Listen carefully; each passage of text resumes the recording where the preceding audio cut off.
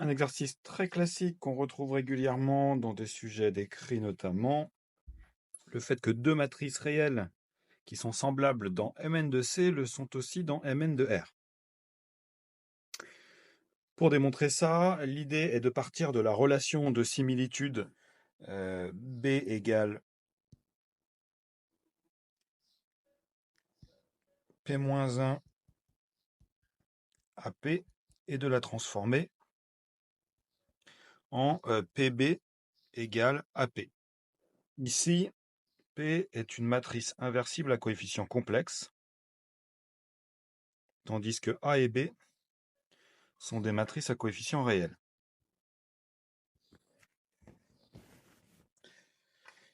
L'idée est ensuite d'introduire les matrices des parties réelles et parties imaginaires des coefficients de P, autrement dit d'écrire P égale à P1 plus I fois P2, et de commencer dans la première question avec P1 et P2, je précise, à coefficient réel.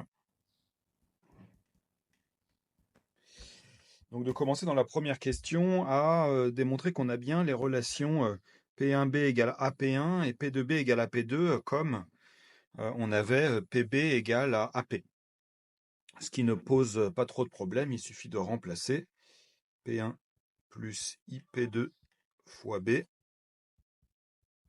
qui est égal à P1B plus I fois P2B, qui est égal à A fois P1 plus IP2, qui est égal à AP1 plus I fois AP2. Et on remarque que dans cette écriture, on n'a que des matrices à coefficients réels qui interviennent. On va donc pouvoir invoquer l'unicité des parties réelles et imaginaires des coefficients.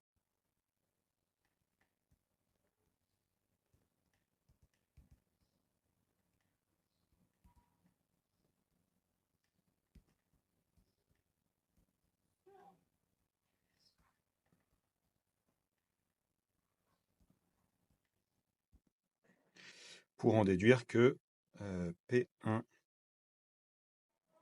B égale à AP1 et P2B égale à AP2. Arrivé là, on est confronté à un problème, c'est qu'il n'y a pas de raison a priori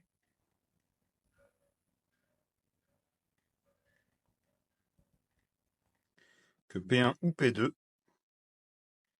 soit inversible. La matrice des parties réelles ou celle des parties imaginaires des coefficients d'une matrice inversible n'ont pas de raison d'être elles-mêmes inversibles. Alors pour contourner le problème, deuxième question, on va s'intéresser à la fonction qui a x associe déterminant de P1 plus x P2 et vérifier que cette fonction n'est pas identiquement nulle sur R, ce qui permettra de trouver une matrice réelle inversible qui vérifie la relation attendue. Et l'argument est très joli, puisque l'idée est de remarquer que ce n'est pas n'importe quoi comme fonction, il s'agit d'une fonction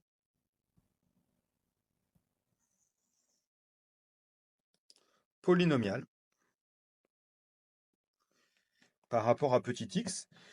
On s'en rend compte par exemple avec la grosse formule du déterminant somme de produits de coefficients au signe près. Dans ces coefficients, les x apparaissent et on obtient bien quelque chose de polynomial. Je peux appeler Q le polynôme réel dont c'est la fonction polynomiale associée. Et je veux démontrer que Q n'est pas le polynôme nul.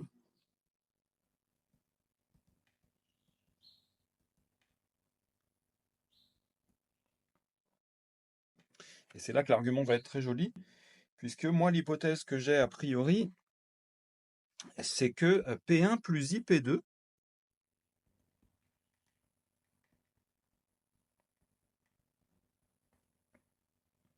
est inversible. Ça, c'est la matrice P.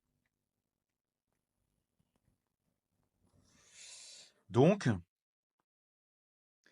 le déterminant de P, qui est le déterminant de P1 plus IP2, qui est Q de I, n'est pas nul. Et notre polynôme réel est a fortiori un polynôme complexe qui prend au moins une valeur non nulle. Ça veut dire que Q ne peut pas être le polynôme nul.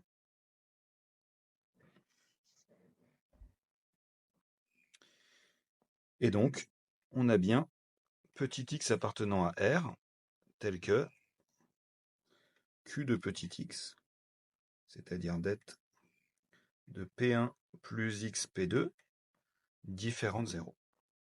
Ça va nous fournir une matrice P1 plus x P2 inversible, puisque de déterminants non nuls, et à coefficient réel, qui vérifie elle aussi